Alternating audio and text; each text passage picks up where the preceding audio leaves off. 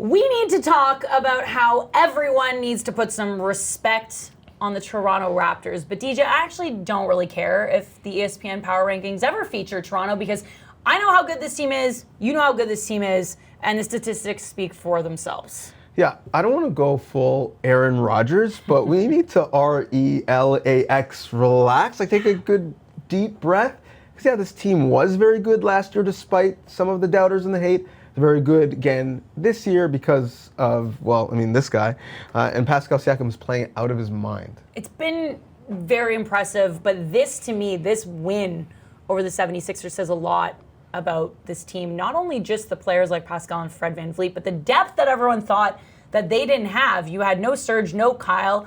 The list goes on and on of injuries, and yet they're still getting the job done. Yeah, 6-2 with Serge and Kyle, who were having, before they got hurt, career years, which is saying something for guys who've had great careers. 6-2 without those guys, and it's really been the bench. Terence Davis, for me, is the guy who jumps out.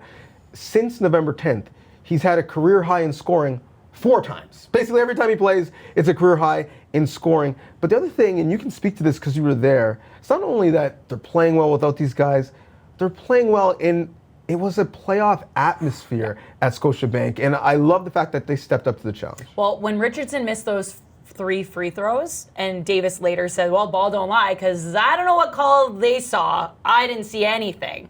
But he misses all 3, and it was electric. It was as loud as when the shot occurred the last time these two teams met, but it was also loud every time Joel Embiid touched the ball. And I'm sure I don't have to remind everyone, big old goose egg for Joel, yes. And this defense is just suffocating.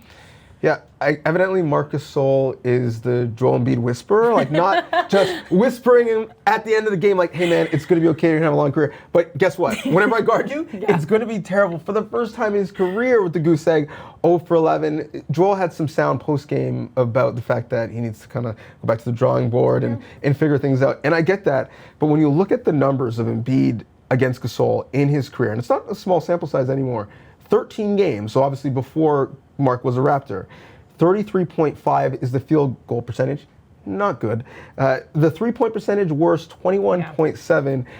And the points per game, just 14.8. Obviously, that went down last night was 0. If we're going to take anything away from that game against Philly, I think that would be the biggest thing, that their best player on the floor, Joel Embiid, is not very good when he plays Marc Gasol. And the Raptors were able to get a win with 2 of their best players not on the floor, in Serge Ibaka and Kyle Lowry. You mentioned playoff atmosphere, and if you're going to have a playoff-type game, you need the right people sitting courtside. And Meek Mill was there, which was cool, but for me, it was Drake showing up to his first home game this season, although he came almost at the end of the third quarter. I know the Sherwood Club's like the place to be. Is that what it's called? The Sher Club, yeah. The Sher Club. I'm not cool enough to even know. But yeah, he showed up a little late. I can't wait for you to do your next sideline hit from the Sher Club. Listen, you know it's a big game when Drizzy is in the house, when he is heckling people while they're trying to shoot free throws, when he's laughing at the opposition. In this case, once again, it was Joel Embiid. The boy showed out. The Raptors showed out. It was a great night. I feel like we have to also give a lot of kudos to Nick Nurse, who just continues to impress everyone. Stan Van Gundy had an awesome segment on The Jump talking about the defensive schemes he's used against various teams, and he mixes them up all the time, and it's delivering against teams as good as Philly. Well, if Marc Gasol owns Joel Embiid, can we now say Nick Nurse and his fisherman's friends own Brett Brown? Because it was in the Sixers series last season when we saw him start to tinker and change. And look at the gauntlet, not just that the Raptors went through in the playoffs, but Nurse did as a rookie coach. Clifford, light work.